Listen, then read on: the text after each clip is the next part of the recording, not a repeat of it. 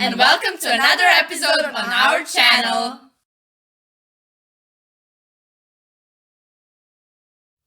Emigrant government of the Kingdom of Yugoslavia. Having decided to leave the Yugoslav territory and giving resistance in immigration, the government of the Kingdom of Yugoslavia admitted the military but not a state defeat. She arrived through Greece to Palestine, where she resided for several weeks in Tantura, a monastery between Jerusalem and Bethlehem. In an official statement dated May 4, 1941, she pointed out that she would resolutely fight for renewal territory integrity, independence, and full freedom of all Serbs, Croats, and Slovenians. Her entire correspondence was conducted in that spirit with allied countries and Yugoslav diplomatic representatives abroad. In Palestine, it was decided that King Peter, Prime Minister, and Deputy Prime Ministers, and a small group of other ministers will travel to London. Arriving in the UK in the following months, the government signed documents which created the antifascist coalition and among them the Atlantic Charter. Agreeing in prolonging the resistance, the ministers, even during the April War, started accusing each other. Serb-Croatian ministerial disagreement reached its climax when news from the country arrived about the suffering of Serbs in the NDH, and then a copy of a memorandum of the Serbian Orthodox Church, which was handed over to the German military commander with the request to protect the Serbian population from exterminations intended for her by the Ustašas. The rejection of Juraja Krnjevića, Vlatko Maček's representative in the government, to express solidarity with the sufferings of the Serbian population also caused great anxiety. Contrary to these expectations, Croatian ministers discussed the future of Yugoslavia.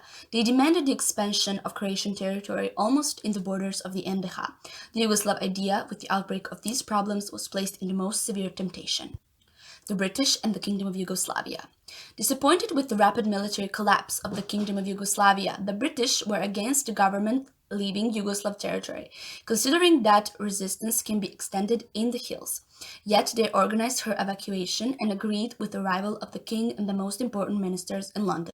On that occasion, Winston Churchill stated that he knew that Yugoslavs had done as much as they could and more than that.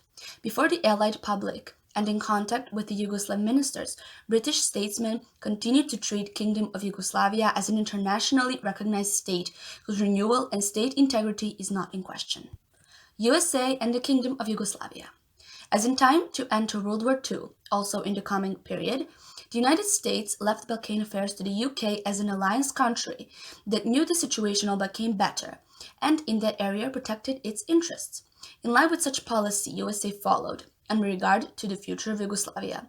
However, President Roosevelt, for Ustaša crimes, expressed doubts about justification and possibility of its renewal. But the United States did not question the existence of Yugoslav state, maintaining diplomatic relations with her and relating to her as an internationally recognized state.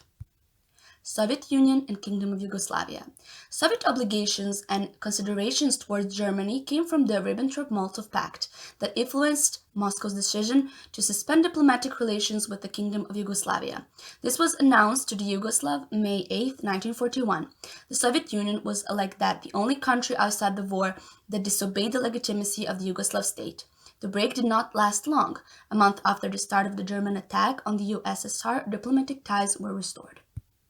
Uprising in German military administration 1941. The origin of the Ravna Gora movement. Avoiding capture in the April War and refusing the capitulations and occupation of the country, a group of officers with Dragoljub Draža Mihailović at the helm gathered in mid-May 1941 on the Ravna Gora mountain, on the western slopes of the mountain, according to which the whole resistance movement is called Ravnogorski. After the headquarters, the first war units were formed, called Chetničke. Loyal to the given oath, they acted like the defenders of the monarchy and social order that existed until the occupation.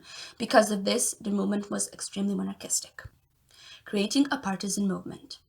Unlike the Ravna Gora movement, which originated as a consequence of a military collapse, the partisan had been preparing for a long time, and from the beginning, next to anti-fascist and liberating contact had a political as well, derived from the ideas and programs of the KPJ. At the time of the division of Europe into the world of fascism and the world of anti-fascism in the second half of 1930s, the Communist Party abandoned its commitment to breaking up the Yugoslav state. Judging all nationalism, she considered Serbian nationalism most dangerous, which in the following years and decades presented one of her most stubborn attitudes. As the war approached, the KPA began war preparations, intensifying propaganda work in the army.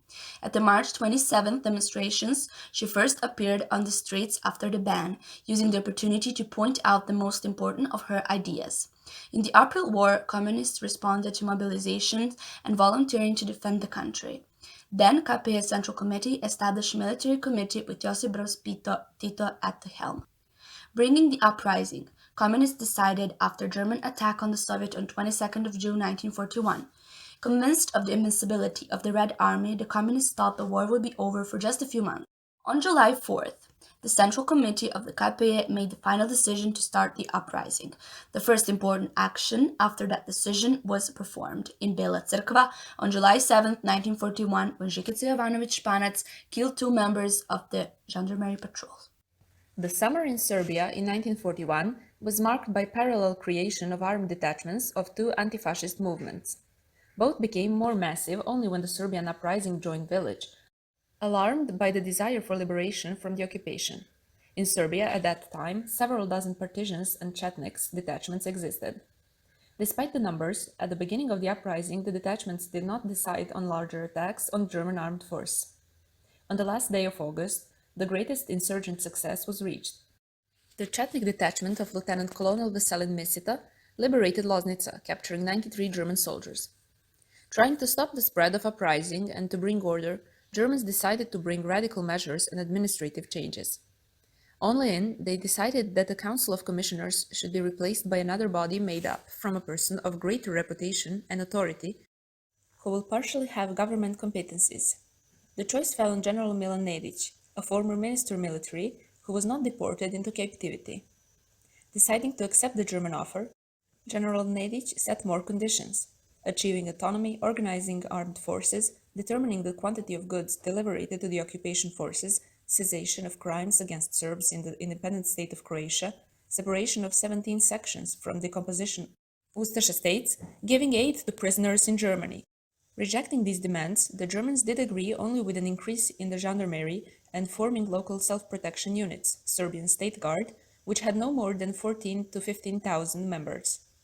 They did not allow the government that was gathered at the end of August 1941 to have the Ministry of Foreign Affairs, which was a clear sign of the government's lack of independence and null rights. Called the Government of National Salvation, it did not fulfill German expectations. At the end of the summer and in the autumn of 1941, the establishment of new detachments and the increase of existing ones enabled liberation from German authorities and other towns and cities. The rise of the uprising and the creation of freedom territories were the result of the strengthening of both movements and their occasional joint action. Opportunities and conditions of cooperation plowed at the first meeting of Draža Mihailović and Josip Broz Tito held on September 19, 1941, in the village of Struganik. Derived from mutual distrust, the first disagreements were shown, which is why the agreement of the two anti-fascist leaders was only a temporary compromise. It was agreed that members of both movements joined the fight against the occupiers when there are conditions for that, sharing confiscated weapons and power in liberated places.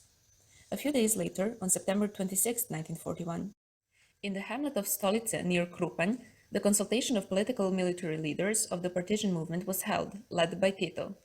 It was decided that the Nopoj General Staff should be renamed to the Supreme Headquarters Nopoj. Partisan fighters were supposed to have a unique emblem, a five-pointed star with a national flag, and agreed with a clenched right hand, pronouncing with his fist, "Death to fascism, freedom to the people." A particularly important decision concerned on the creation of the new bodies of National Liberation Committee, NOO, which were to be in all liberated places. Bringing these decisions, the leadership of the partisan movement showed that in parallel with the fight for the liberation, there will be a fight for social revolution, achieving power and a new arrangement. According to one of the decisions, it was necessary to ask for agreement with Draža Mihailović because of military operations. Partisan Chetnik's cooperation was achieved during the occupation of Gornji Milanovac and Čačak, in the attacks on Šabac, blockade of Valjevo, and the battles near Kraljevo. In Čačak and Gornji Milanovac, power was shared by Chetniks and partisans. Chetniks held Požega, Ivanjica, Arelje, Vrnjačka Banja, Raška. There, in mid-September, At the time of strengthening of uprising in Serbia, Adolf Hitler issued an order to its unconditional suffocation. German forces were insufficient for that, and that is why strengthened units arrived from France and Greece. One German division and Ustasha forces were on the Drina and the Hungarian river flotilla on Sava. A unique command was taken over by General Franz Beme. Using the experience from the First World War, he started the attack on insurgent positions from Srem, and the fightings occurred at the places of the heaviest battles from 1914. At the time of the beginning of the German offensive, which was at the same time a punitive expedition, an order was given that for every wounded German soldier, 50 hostages should be executed, and for the killed, 100. German divisions carried out mass shootings and arson reed settlements, not sparing children and taking away thousands of people from Machva, Valjevo, Kragujevac, Kraljevo, and other places. The worst was suffering of Kragujevac, because from 19 to 21st October, about 2,800 people were shot, including students of Kragujevac schools. In the middle of the German offensive, between partisans and Chetniks, rivalry grew. In order to overcome it, in October 26, 1941, occurred the second meeting of Draža Mihailović and Josip Broz Tito. It has been agreed that the seized weapons continue to be shared equally, to be carried unhindered across the free territory traffic, and disputes are avoided. Mihailović rejected the proposal to form a joint operational headquarters and protested the establishment national liberation committees. Just a few days later, a civil war began. Exclusivity and mutual intolerance that culminated in late October had consequence of most tragic and lasting divisions of Serbian people. In the following days, the partisans' units took the space between Požega, Ivanjica, Čačak, and Ljig and attacked Draža Mihailović's headquarters on Ravna Gora. Having managed to capture Požega, the most important Chetnik stronghold in western Serbia, they controlled the entire Užička Republika. Faced with complete defeat, Draža Mihailović decided to take the step that was in complete contrast to the anti-fascist divisions. Establishing contact with the occupation authorities on November 11, 1941, in the village Divci near Valjevo, met with representatives of German military command. Promising to free Serbia from partisans and communists, asked freedom of action and weapons. With a distrust in all insurgents and towards the Chetnik movement, which was pro-British, the Germans rejected the proposal, demanding unconditional surrender. Bringing the offensive to an end, German forces, by the end of November, took all the larger territories on the unoccupied territory. Having decided that the Užička Republika defends at all costs, the leadership of the partisan movement made a major strategic mistake. At the end of the operation, the Germans attacked Užice on November 25th. 4 days later, on Kandinjača, the last resistance was provided by Radnički Battalion, partisans who survived transferred to Raška. Having broken the partisan movement in western Serbia, on December 7th, the Germans attacked Ravna Gora and broke the Chetnik headquarters, but failed to capture Draža Mihailović, who withdrew to Sanjak. In the fall of 1941, the uprising in eastern Serbia was broken. The partisan forces, after a lot of defeats, were reduced to a small detachment. Along with them, Chetnik units were held, and there weren't any major fights in that area until 1944. Partisan character movement in southern Serbia was more permanent, that fought Bulgarians, Chetniks, and Serbian State Guard. According to German data, by the end of January 1942, over 20,000 civilians and about 8,000 fighters were killed. From the spring to the fall of 1941, there were uprisings raised on almost entire Yugoslavian territory, mostly in NDH, Montenegro, Slovenia, and Macedonia. The experience acquired in uprising fights contributed to the consolidation of the ideological foundations of both anti-fascist movements. The Ravna Gora movement started as a military focused on fighting for the liberation of the country, but during 1941 it also received political content. This was influenced by the action of partisan movement, which due to ideological political reasons became rival and on the other hand rival of a few civic politicians from several parties to the Mihailović headquarters. Advocating for the liberation and reconstruction of Yugoslavia, the Ravna Gora movement emerged like Yugoslavenian. In November 1941, its units were united under the name Yugoslavian Army in Homeland. Besides all Chetnik's nickname emblem, a skull with crossed bones, the fighters wore the cockades of the Army of Kingdom of Yugoslavia, and their most famous slogan was, "For the King and the Fatherland." Due to experience from April War and occupation, it was demanded that the area inhabited by Serbs has to be limited and that was Serbia within the borders after the Balkan Wars.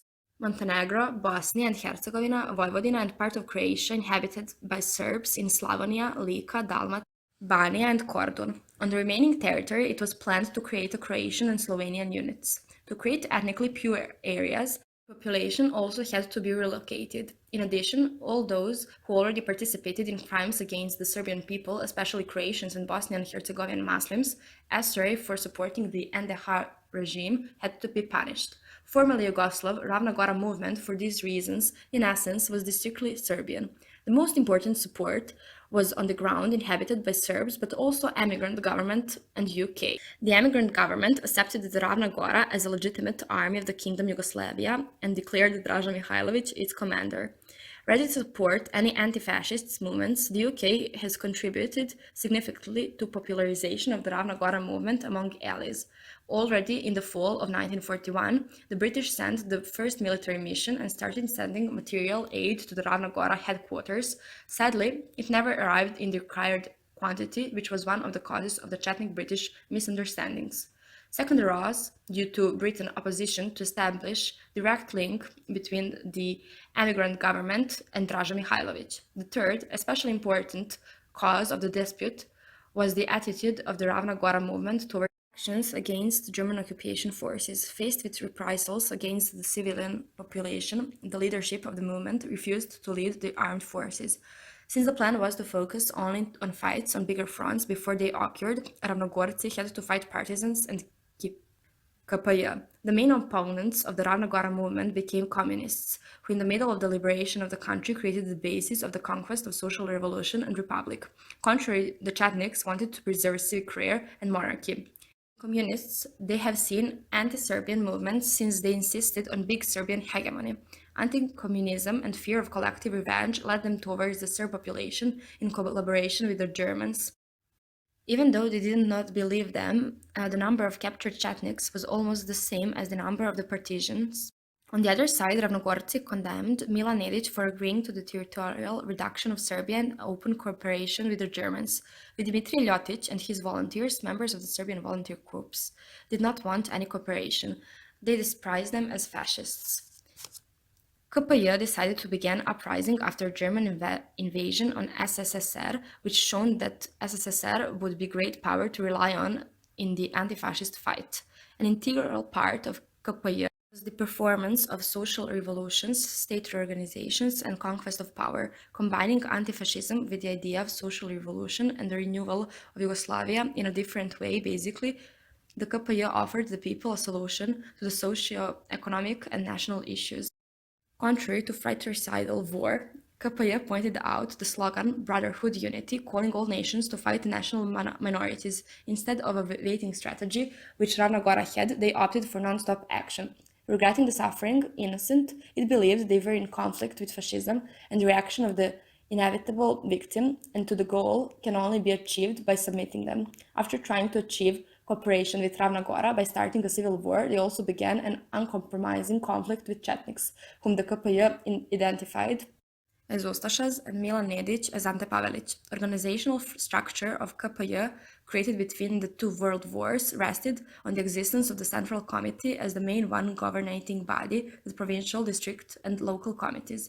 Since 1937, within the KPY, there were also two national parties, Croatian National Party and the Slovenian National Party. On the same grounds, the uprising began to create early military staffs and national liberation, which led to KPY party organizations on military and beginning of new leadership. Standing at the head of the partisan movement as his leading force, the communists showed that financial faith in the program during the two decades of illegal work were accustomed to discipline and unconditional execution of the Comintern and party leadership, which they demanded from partisan fighters later on, dedicated on their political upbringing in the spirit of their own beliefs. In all units, they have set up as General Secretary of KPY and the leader of Partizan and the leader of the partisan movement, Josip Broz Tito had the most important role, whose closest associates were Aleksandar Ranković, Milovan Đilas, and Edvard Kardelj. But Tito's ties to Comintern and Moscow were held without informing other members of the Central Committee. Among communists and in partisan units, his authority was much greater than that Draža Mihailović in Ravna Gora movement. Because of all these particulars, the partition movement was the complete opposite of Ravna Gora movement. Fighting in the uprising at the end of 1941, two sides have turned initial mistrust and intolerance into exclusivity and hatred.